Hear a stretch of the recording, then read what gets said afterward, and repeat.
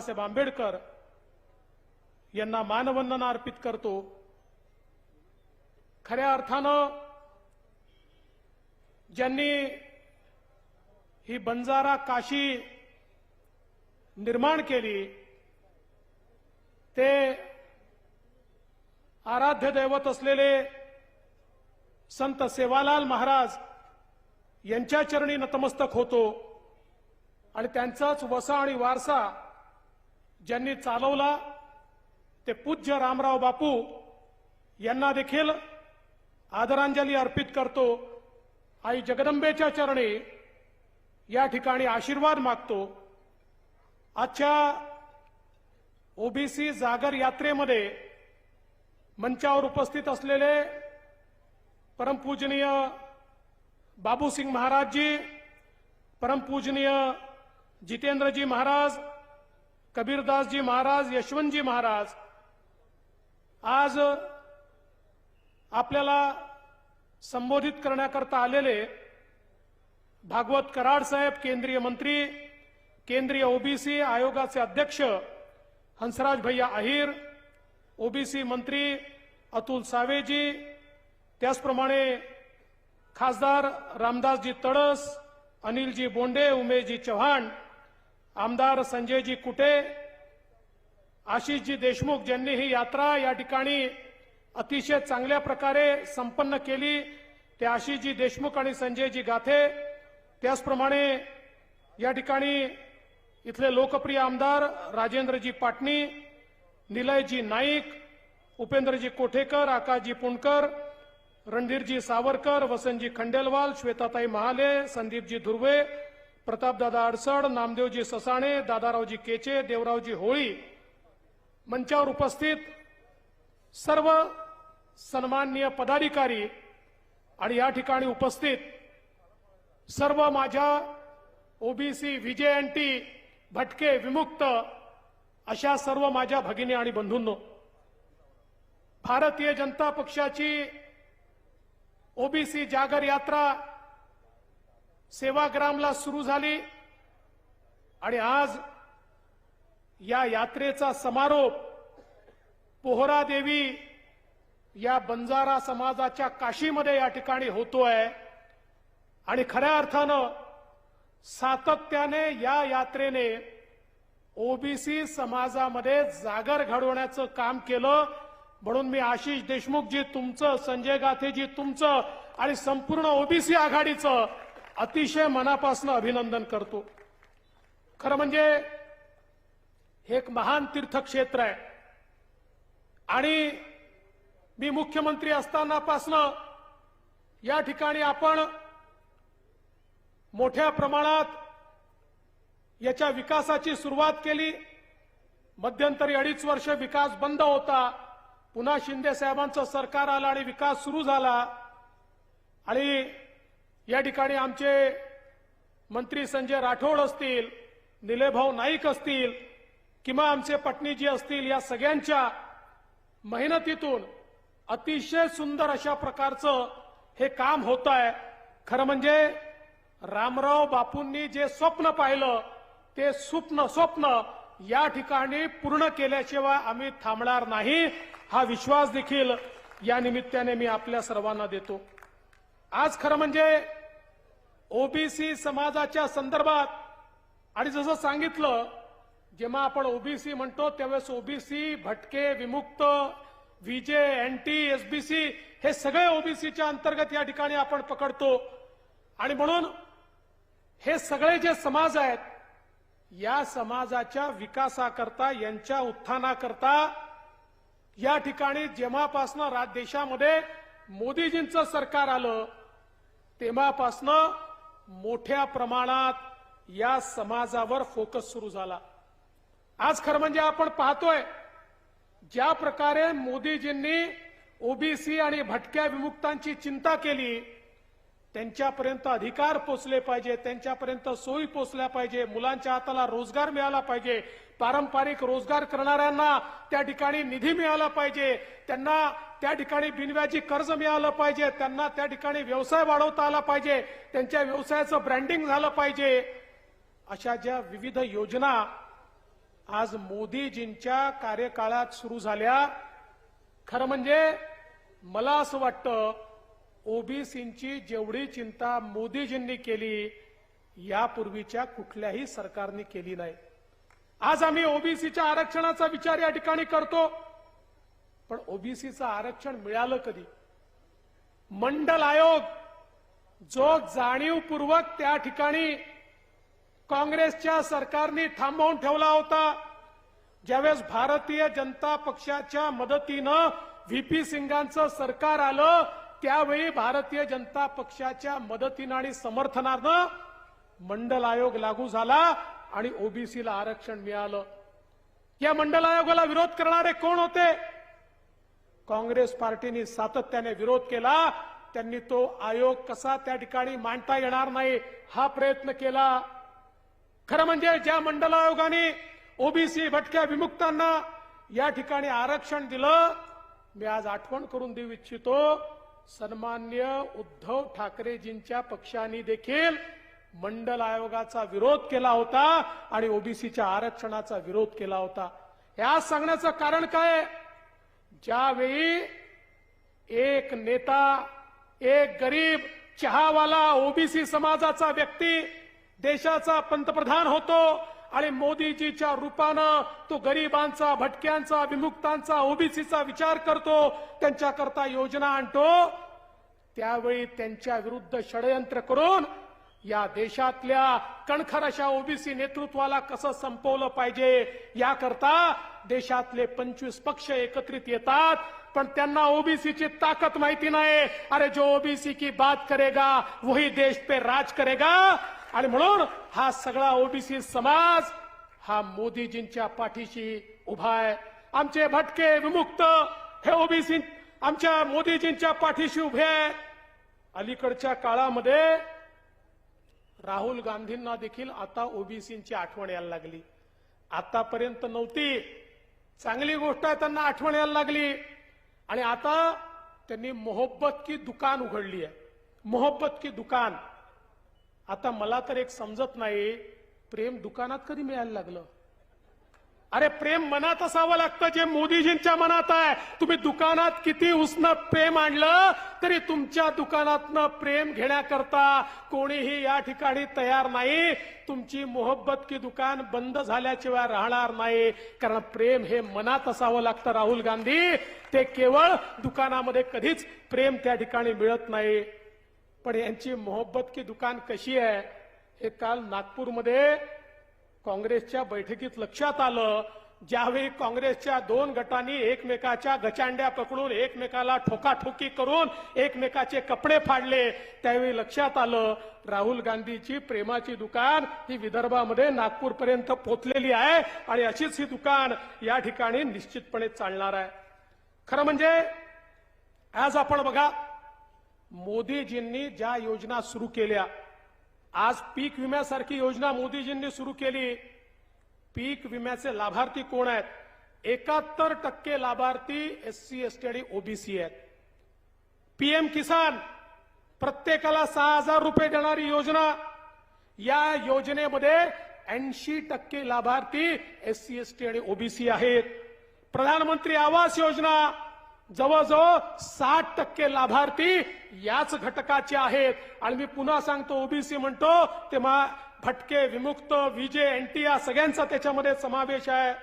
विविध शिष्यवृत्ती 58% मोदीजींची शिष्यवृत्ती याच समाजामध्ये जाते. मुद्रा योजनेचा लाभ मिळालेले जे 24 कोटी लोक या देशामध्ये आहेत त्यातलेही 51% लोक हे याच समाजाचे लोक आहेत.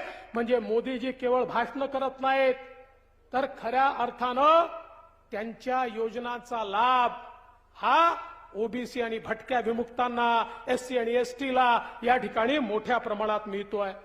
आताच या ठिकाणी सांगितलं, खऱ्या अर्थानं सामाजिक न्यायाच्या गोष्टी तुम्ही करता. तुम्ही सांगता की जिसकी जितनी भागीदारी उसकी उतनी हिस्सेदारी. आजपर्यंत काँग्रेसने केलाय का? आज बघा, पहिल्यांदा देशामध्ये देशाच्या सरकारमधले 60% मंत्री एससी एसटी आणि ओबीसी आहेत. हे या देशामध्ये कधीच घडलं नव्हतं. तुम्ही भागीदारीची भाषणं केली, पण खरी ओबीसीला व्हीजेएनटीला भागीदारी जर कोणी दिली असेल तर या देशामध्ये माननीय मोदीजींनी दिली. एसटीला भागीदारी दिली असेल तर या देशामध्ये माननीय मोदीजींनी दिली. आणि आज हे ओबीसीचं बोलणं करतायत. बंधू भगिनींनो, या देशामध्ये काँग्रेस पक्षाने आजपर्यंत 250 मुख्यमंत्री दिले. त्या 250 मुख्यमंत्र्यांमध्ये केवळ 17% मुख्यमंत्री हे ओबीसी समाजाचे आणि भाजपने 68 मुख्यमंत्री दिले. त्यापैकी 31% काँग्रेसच्या दुप्पट मुख्यमंत्री हे भारतीय जनता पक्षाने ओबीसी समाजाचे दिले. त्यामुळे ओबीसी करता नुसतं भाषण करून या ठिकाणी अधिकारिता मिळत नाही, तर खऱ्या अर्थानं तुमच्या कृतीत काय आहे आणि आज तुमचा प्रयत्न काय आहे. आज तुमचा सातत्याने प्रयत्न आहे.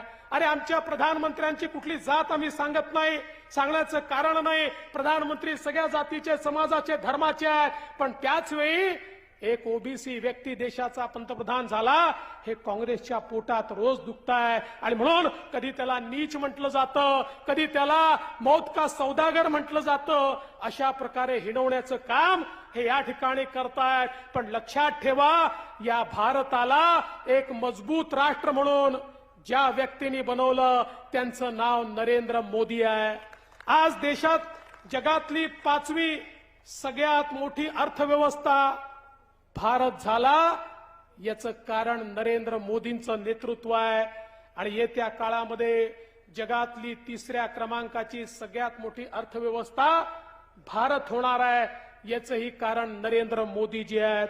आणि जेव्हा अर्थव्यवस्था मोठी होते, अर्थव्यवस्था मोठी झाल्यानंतर त्यातनं संधी निर्माण होतात. अर्थव्यवस्था मोठी होते, रोजगार तयार होतो. अर्थव्यवस्था मोठी होते, इन्फ्रास्ट्रक्चर तयार होतं. अर्थव्यवस्था मोठी होते, गरिबाला घर मिळतं, गॅस मिळतो, इलेक्ट्रिसिटी मिळते, पाणी मिळतं. अर्थव्यवस्था मोठी होते, देशामध्ये रस्ते, पूल या ठिकाणी तयार होतात, पाटबंधारेच्या योजना तयार होतात. हे सगळं करण्याचं काम या ठिकाणी खऱ्या अर्थानं माननीय मोदीजींच्या नेतृत्वात झालेलं आहे. आता हे लोक सांगतात ओबीसीच्या जनगणनेच्या संदर्भात, खरं म्हणजे ओबीसीच्या संदर्भात अशा प्रकारे सर्वे करण्याकरता आमच्या सरकारने कधीच नाही म्हटलं नाही, कधीच नाही म्हटलं नाही. परंतु त्याच वेळी एक सवाल माझा आहे की 1931 नंतर या देशामध्ये कधीच या ठिकाणी जातीय जनगणना का झाली नाही? कधीच झाली नाही. एससी एसटी वगळता कधीच जनगणना झाली नाही. 7 मे 2011 रोजी तेव्हाचे काँग्रेसचे गृहमंत्री पी चिदंबरम यांनी सांगितले. कुठे सांगितलंय? लोकसभेत सांगितलंय. आता हे उलटं बोलतात. त्यांनी लोकसभेत सांगितलंय एससी एसटी वगळता कुठल्याच समाजाची आम्ही जातीय जनगणना करणार नाही. आणि त्याच्या पुढे जाऊन त्यांनी सांगितलं की स्वातंत्र्यानंतर पंडित नेहरूजींच्या काळातच हे ठरलेलं आहे की कुठल्याही समाजाची जातीय जनगणना आम्ही करणार नाही. असं एकीकडे लोकसभेमध्ये मंत्री म्हणून सांगतात आणि दुसरीकडे मात्र त्या ठिकाणी म्हणतात जातीची जनगणना का होत नाही. 2011 मध्ये त्यावेळच्या सरकारसमोर हीच मागणी विरोधी पक्षांनी केली होती. त्यावेळी त्यांनी ती मागणी नाकारली आणि ती नाकारल्यानंतर जेव्हा प्रेशर आलं त्यावेळेस त्यांनी डेटा गोळा करण्याकरता सांगितला आणि अशा प्रकारचा जातीय समाजाचा डेटा तयार केला. या ठिकाणी आमचे हंसराज भैया आहिर आहेत, त्यांच्या ओबीसी आयोगाला त्याची कल्पना आहे. खरं म्हणजे आपल्याला आश्चर्य वाटेल, एकूण महाराष्ट्रामध्ये आपण जर विचार केला तर या ठिकाणी जेवढ्या जाती आहेत त्याच्या कैक पट जास्त त्याच्यामध्ये जाती निघाल्या. केंद्राच्या यादीमध्ये 2479 जाती या ओबीसी मध्ये आहेत. पण ही जी यांनी जातीय जनगणना केली त्यात किती जाती निघाल्या माहितीये? 46 लाख. आता 46 लाख जाती तरी आहेत का? 46 लाख जाती त्यामध्ये आल्या.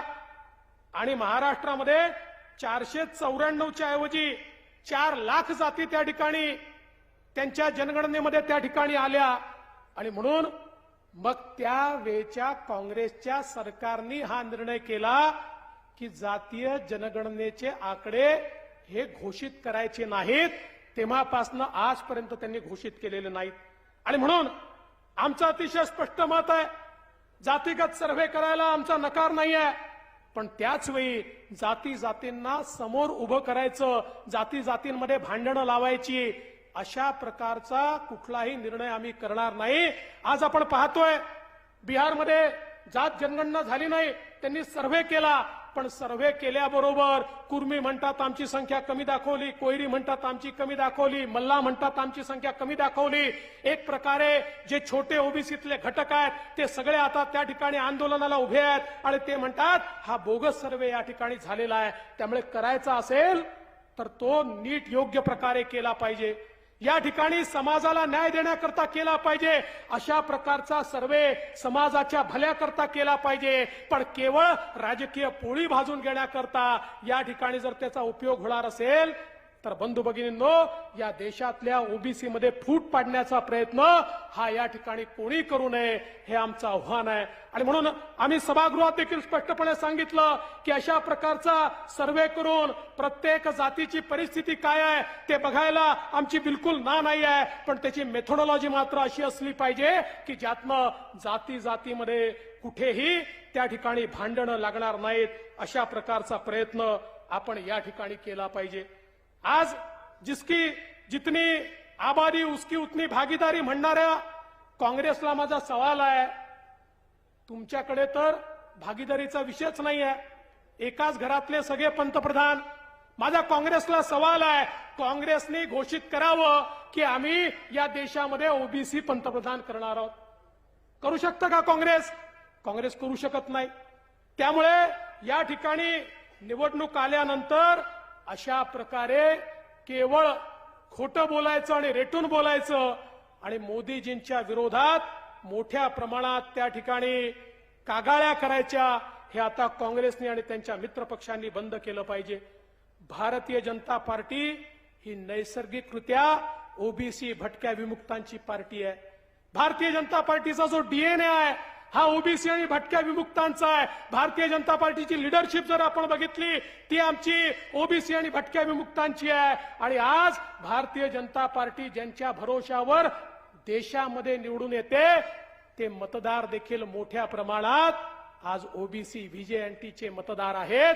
आणि म्हणून भारतीय जनता पार्टी हा ओबीसी आणि भटक्या विमुक्तांचा नैसर्गिक मित्र आहे.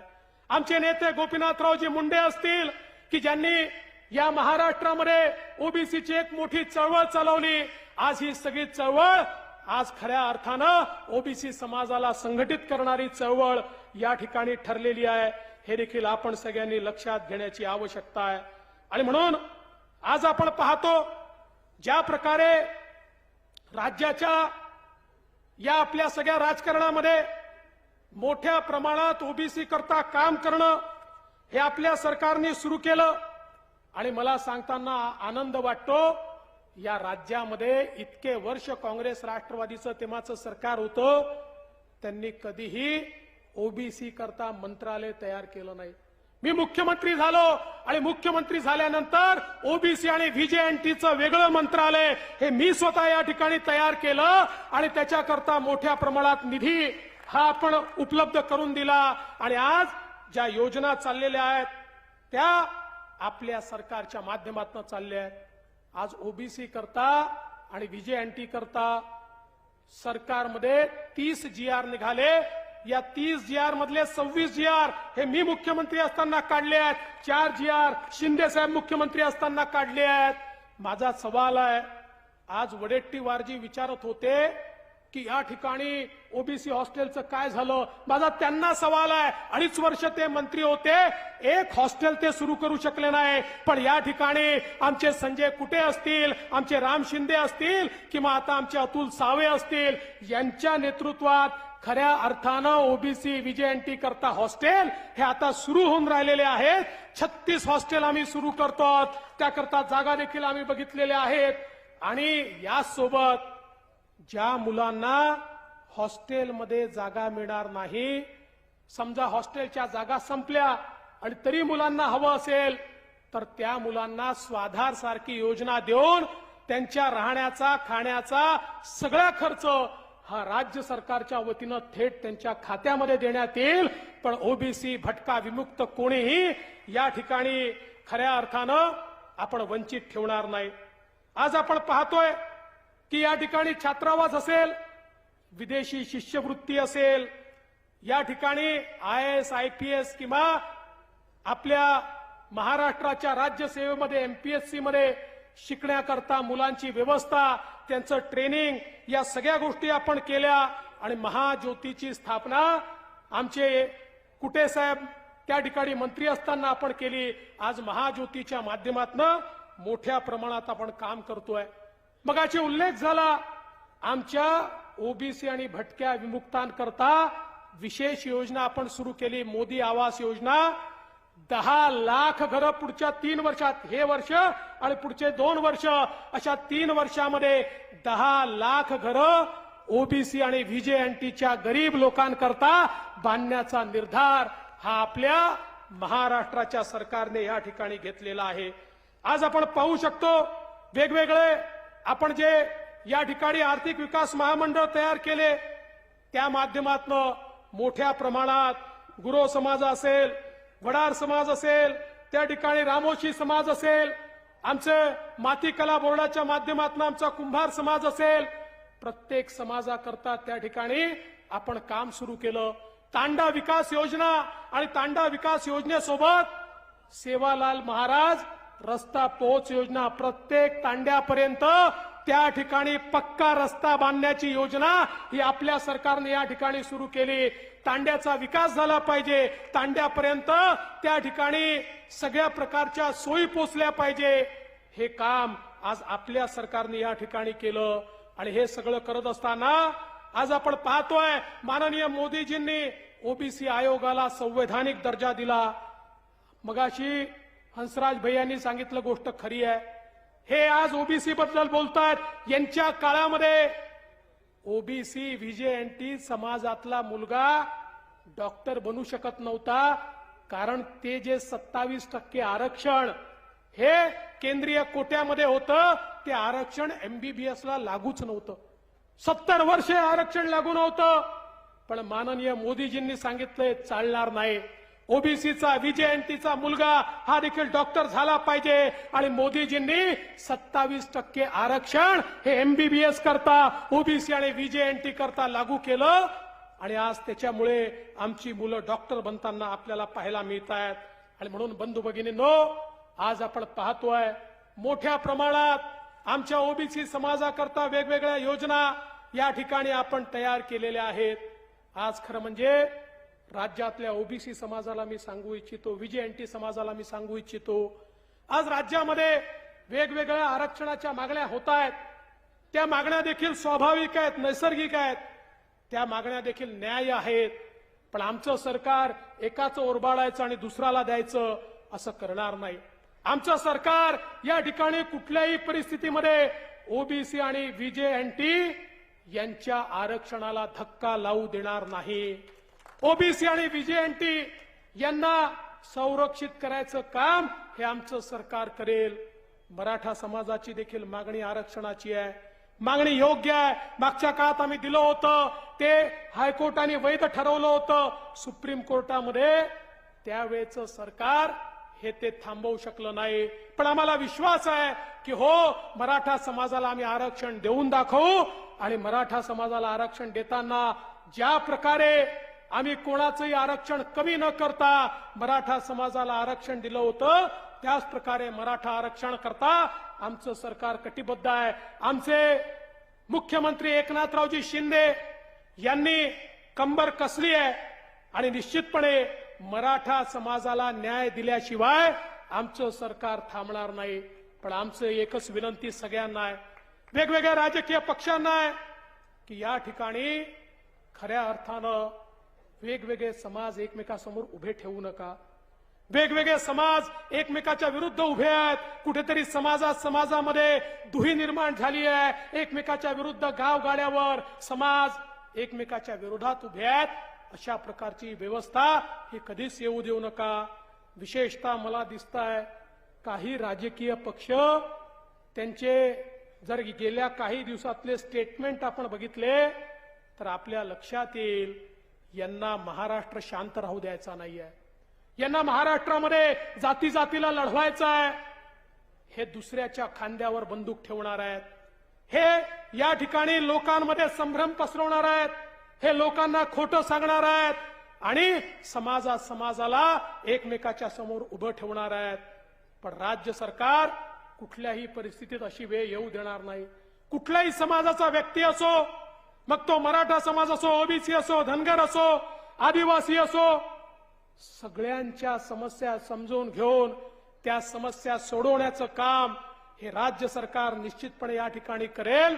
आणि या महाराष्ट्रामध्ये गावगाड्यावर सगळे समाज एकत्रितपणे नांदतायत, हे चित्र पुन्हा आपल्याला उभं करायचं आहे. आणि विशेषतः माननीय मोदी साहेबांनी विश्वकर्मासारखी योजना उभी केली. आमच्या 12 बलुतेदारांना, आमच्या भटक्या विमुक्तांना, आमच्या छोटं काम करणाऱ्या या सगळ्या समाजांना त्या ठिकाणी मोठ्या प्रमाणात ट्रेनिंग द्यायचं आणि त्यांना कुठल्याही तारणाशिवाय कर्ज द्यायचं, अशा प्रकारे गावातली अर्थव्यवस्था पुन्हा उभी करायचं काम हे मोदीजींच्या माध्यमातून होणार आहे. आणि म्हणून या विश्वकर्मा योजनेच्या माध्यमातून आज पुन्हा एकदा आमचा ओबीसी, मायक्रो ओबीसी आपल्या पायावर उभं करण्याचं काम आणि त्याला 13,000 कोटी रुपये देण्याचं काम हे माननीय मोदीजींच्या माध्यमातून या ठिकाणी झालेलं आहे.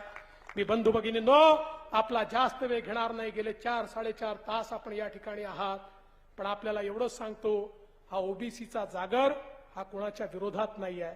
हा ओबीसीचा जागर हा केवळ ओबीसी समाजापर्यंत त्यांच्या योजना पोचवायच्या, ओबीसींना जागृत करायचं, ओबीसींना त्या ठिकाणी त्यांचे अधिकार मिळवून द्यायचे याकरता आहेत.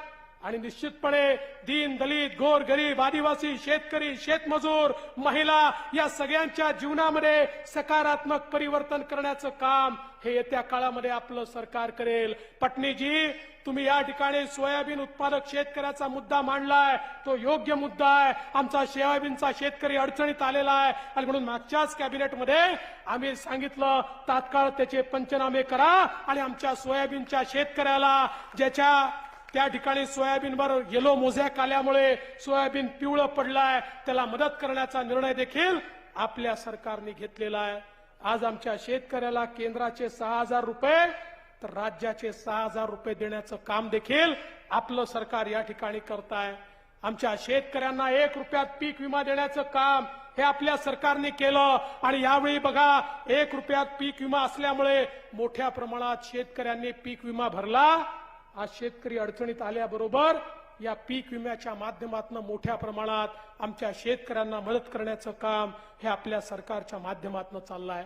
आणि म्हणून आपला आशीर्वाद, आपला विश्वास असाच आमच्या पाठीशी आपण ठेवा, ही आपल्याला विनंती करतो. आणि भारतीय जनता पार्टी ओबीसी आणि भटक्या विमुक्तांच्या पाठीशी पूर्ण ताकदीने उभी राहील. आणि भारतीय जनता पार्टी ओबीसी आणि भटक्या विमुक्तांना त्यांचा न्याय मिळवून देईल हा विश्वास या निमित्ताने व्यक्त करत या ठिकाणी आशिष देशमुखजी, संजय गातेजी आणि त्यांच्या संपूर्ण टीमचं मनापासून अभिनंदन करतो आणि माझे 2 शब्द संपवतो. धन्यवाद. जय हिंद, जय महाराष्ट्र, जय ओबीसी, जय सेवालाल महाराज.